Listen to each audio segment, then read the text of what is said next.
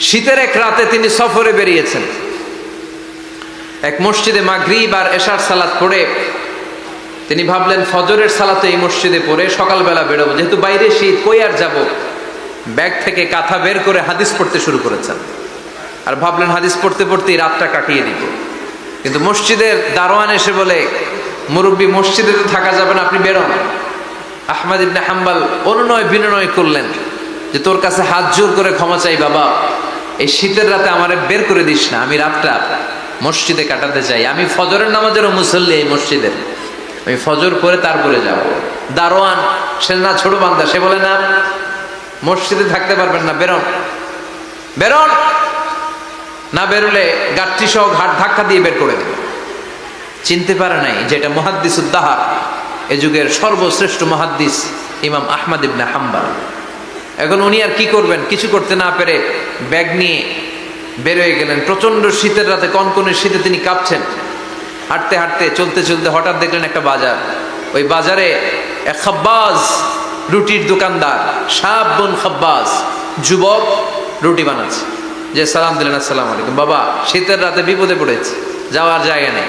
তোমার যে চুলাতে তুমি রুটি বানাও, এই চুলার পাশে বসে যদি সারা রাত আমি কাটিয়ে দেই আর চুলা থেকে আগুন পোয়াই, তোমাকে কোনো ক্ষতি হবে? যুবক বলেন, না না, কোনো ক্ষতি হবে না। আহলান ওয়া সাহলান, এ আমার হাবান বিক, খোশ আমদের, এটা তো খোশ নসিব আমার। আপনি আগুন পোহালে আমার সমস্যা কি, আসেন। ইমাম আহমদ ইবনে হাম্বল যুবককে শুকরিয়া জানিয়ে, আল্লাহর শুকরিয়া করে চুলার পাশে বসে আবার হাদিস পড়তে লাগলেন। কিন্তু তিনি লক্ষ্য করলেন যে যুবকটা একটু পর পর আওয়াজ করে পড়ে আস্তাগফিরুল্লাহ। কি পড়ে? আটা দিয়ে রুটি বানায়, পড়ে আস্তাগফিরুল্লাহ। রুটির খামির বানায়, পড়ে আস্তাগফিরুল্লাহ। খামিরগুলো দলা বেঁধে গোল গোল করে সাজিয়ে রাখে, আর কি পড়ে? বেলুন দিয়ে এগুলোর বলে চুলার ভিতরে ঢুকায় দেয়, আর কি পড়ে? কেউ রুটি কিনতে আসলে তার হাতে রুটি তুলে দেয়, আর কি পড়ে? টাকা দিলে টাকা নিয়ে ক্যাশ বক্সে রেখে দিয়ে কি পড়ে? শুধু পড়ছে আস্তাগফিরুল্লাহ আস্তাগফিরুল্লাহ। ইমাম আহমদ ইবনে হাম্বল তো অবাক, ঘটনা কি, এই যুবকের হলোটা কি? শুধু আস্তাগফিরুল্লাহ। তিনি হাদিসের কিতাবটা বন্ধ করে যুবককে জিজ্ঞেস করলেন, বাবা, আসার পর থেকেই দেখছি তুমি শুধুই পড়ছো আস্তাগফিরুল্লাহ আস্তাগফিরুল্লাহ আস্তাগফিরুল্লাহ, ঘটনাটা কি? কেন এত তুমি ইস্তিগফার পড়ো? যুবক বলল, এটা আমার একটা চিরাচরিত আমল, সব সময় আমি এই আমলটা করি। আমি সব সময় ইস্তিগফারের সাথে আঠার মতো লেগে থাকি, আর সব সময় ইস্তিগফার করার কারণে আল্লাহ তাআলা আমাকে মুস্তাজাবুদ দাওয়া বানিয়ে দিয়েছে। মানে আমি দোয়া করলেই দোয়া কবুল হয়ে যায়। এই জীবনে আমি যত দোয়া হাত তুলে করেছি, মুহূর্তের মধ্যে আমার দোয়াগুলো কবুল করে নিয়েছে কে? আল্লাহ। শুনে তো ইমাম আহমদ ইবনে হাম্বল অবাক, বলে কি, আনতা মুস্তাজাবুদ দাওয়া, তুমি মুস্তাজাবুদ দাওয়া, তুমি দোয়া করলেই কবুল? না, আনা মুস্তাজাবুদ দাওয়া, হ্যাঁ আমি দোয়া করলেই কবুল হয়ে যায়। তুমি জীবনে যা দোয়া করেছো সব পেয়েছো?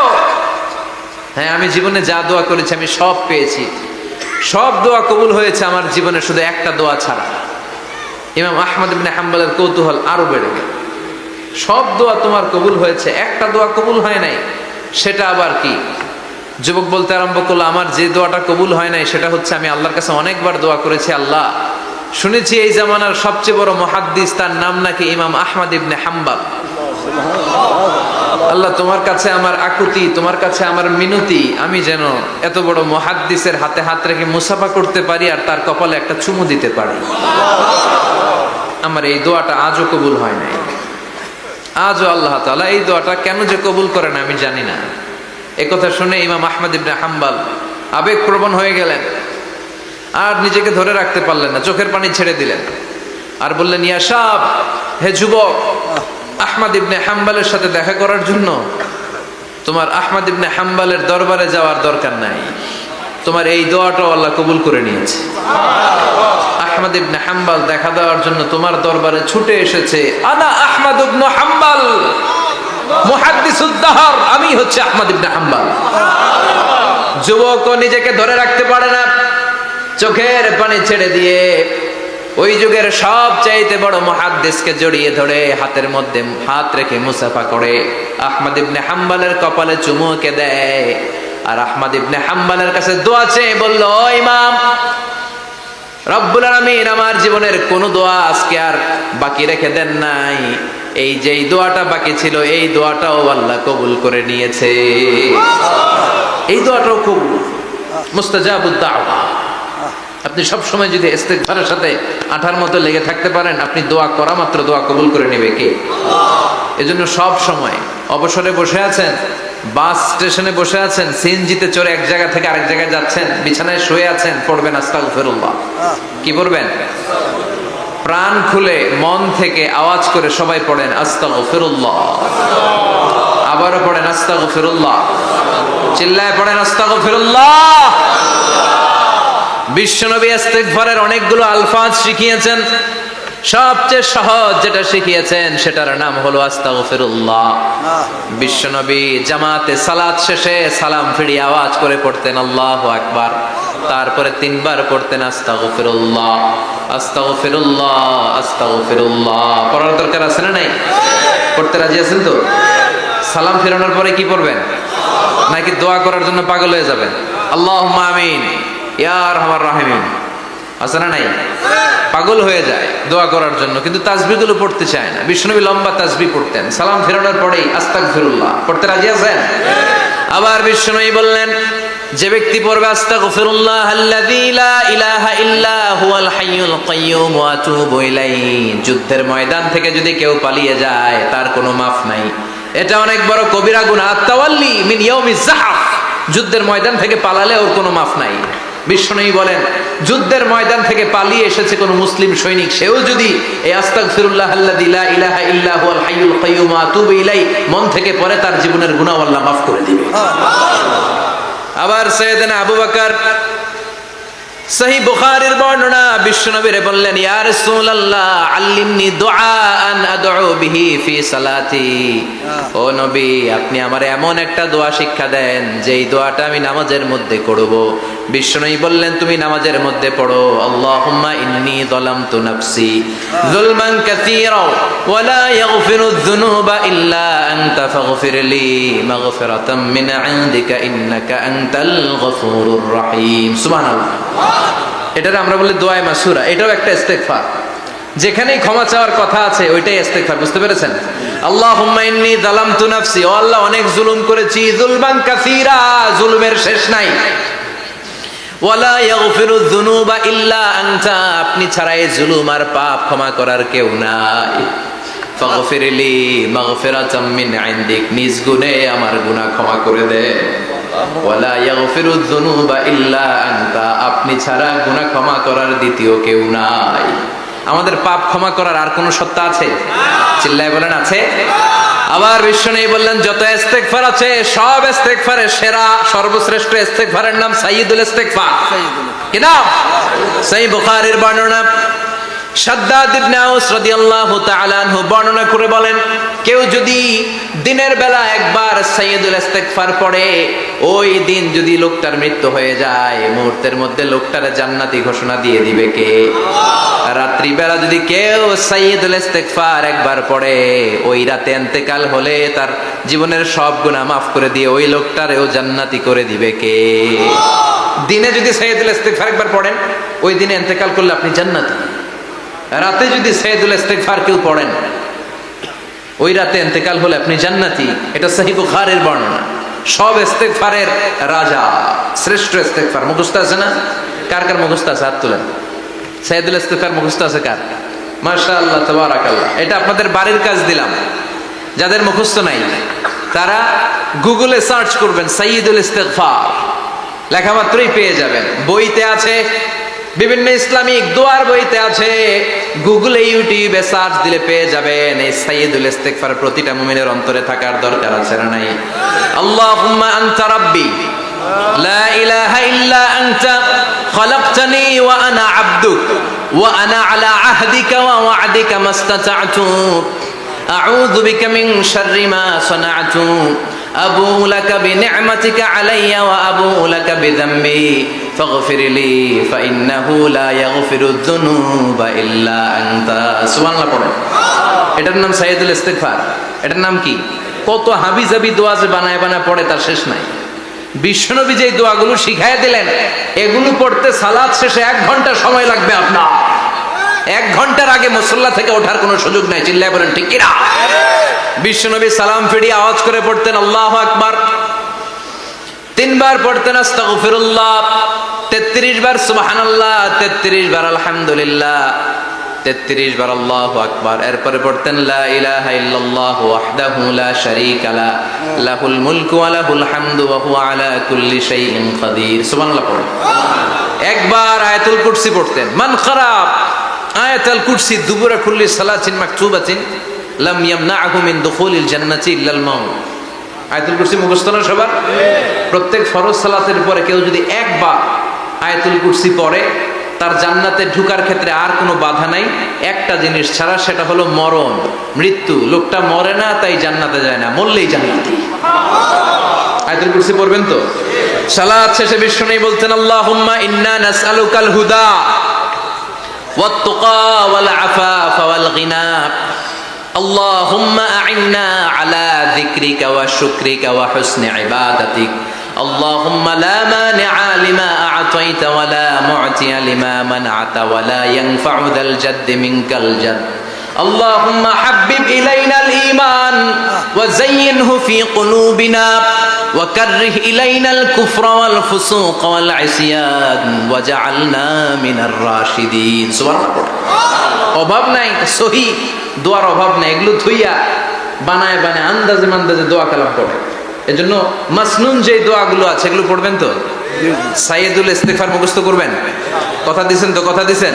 কারা কারা মুখস্থ করবেন হাত তুলে আমার আল্লাহর দেখা। রাজি আছো মুসলমান? আল্লাহ সবাইকে কবুল করুন। আমরা পড়ি আমিন। আবার আল্লাহ বললেন ওয়াল মুস্তাগফিরিনা বিল আসহার, ওয়াল মুস্তাগফিরিনা বিল আসহার। আমার প্রিয় বান্দারা শেষ রাতে চোখের পানি ছেড়ে তাহাজ্জুদের নামাজে যায়, নামাজ ভিজায়, আর শেষ রাতে ইস্তেগফার পড়ে, ঠিক কিনা? তাহাজ্জুদের যায় নামাজে মরণ দিও প্রভু আমায়, একামতে দিনের কাজে কবুল করে নিও আমায়।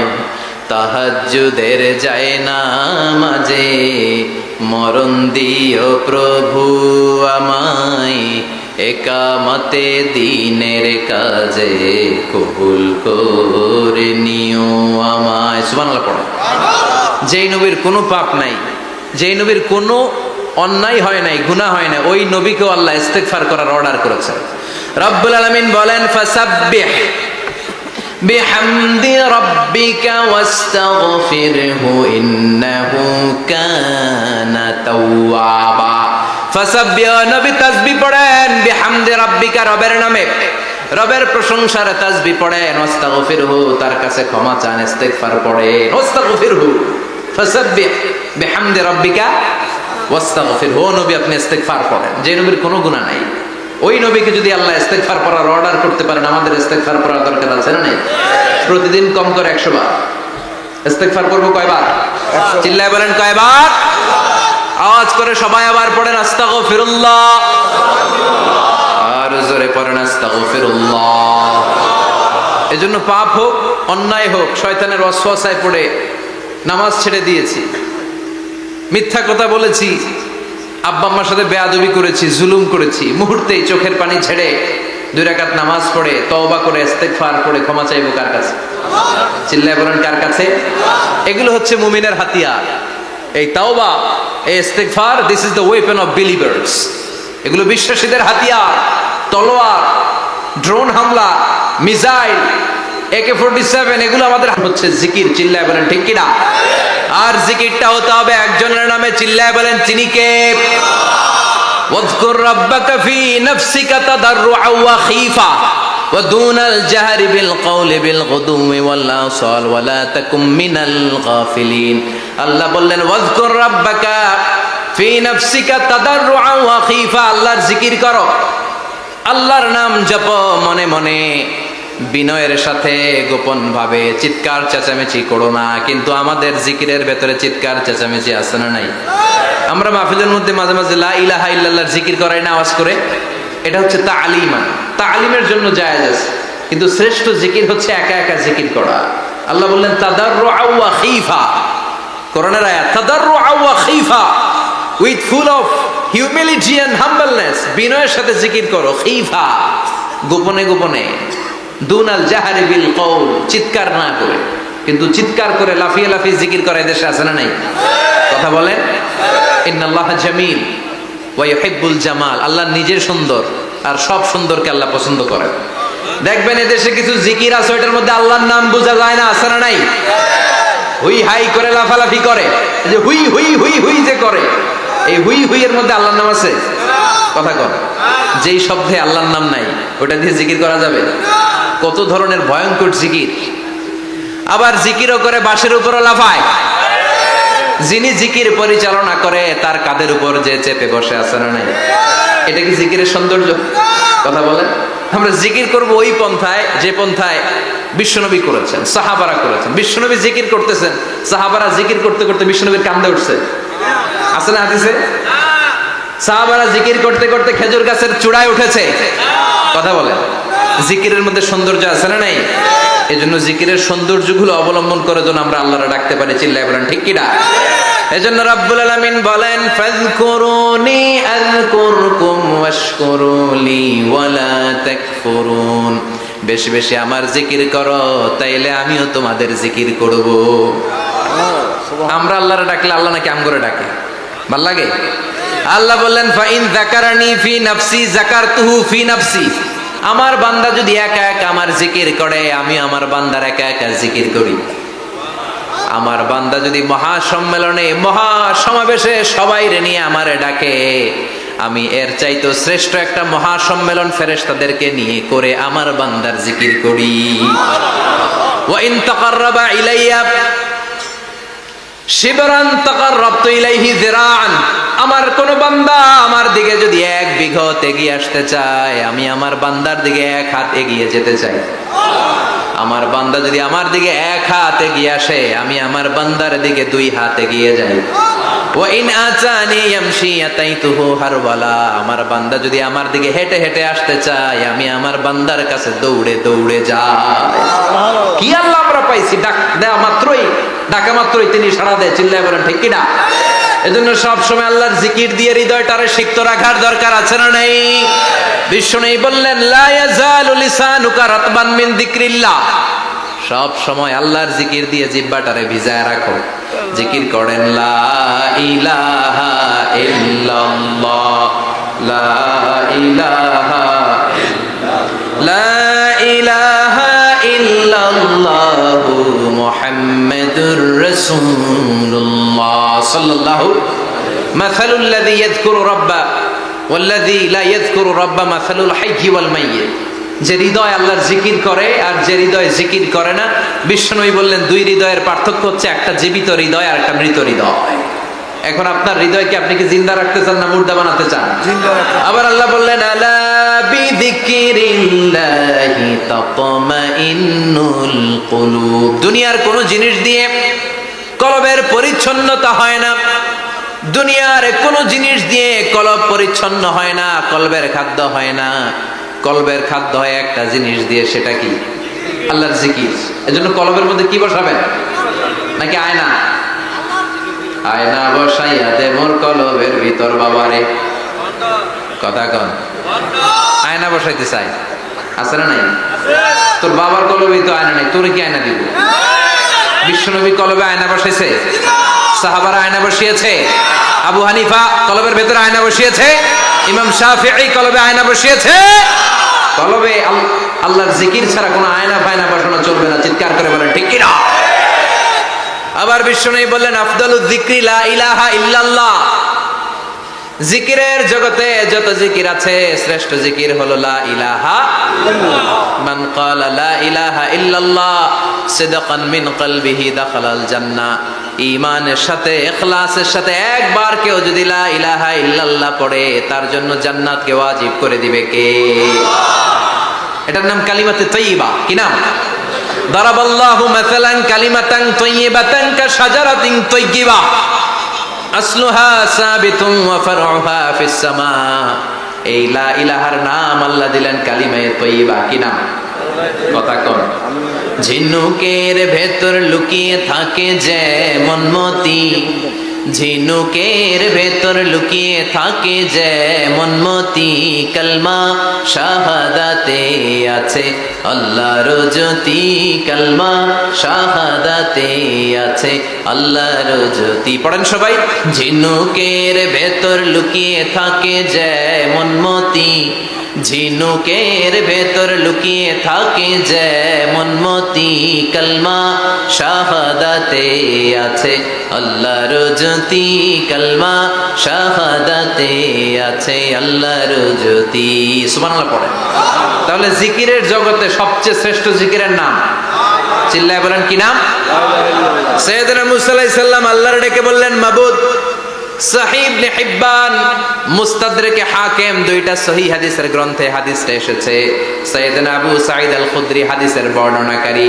বিশ্বনবী বললেন, মুসা আলাইহিস সালাম আল্লাহর ডেকে বললেন, আল্লাহ আল্লিমনি কালিমাতান আদউ বিহা, ও আল্লাহ এমন একটা স্পেশাল জিকির আপনি আমারে শিক্ষা দেন, এই জিকির দিয়ে আমি আপনারে ডাকবো। এই জিকিরটা জানবে শুধু আমি, আর জানবেন আপনি, দুনিয়ার কেউ জানবে না। এমন একটা জিকির শিখান যে জিকিরটা কেউ জানে না, জানবেন শুধু আমি আর জানবেন আপনি।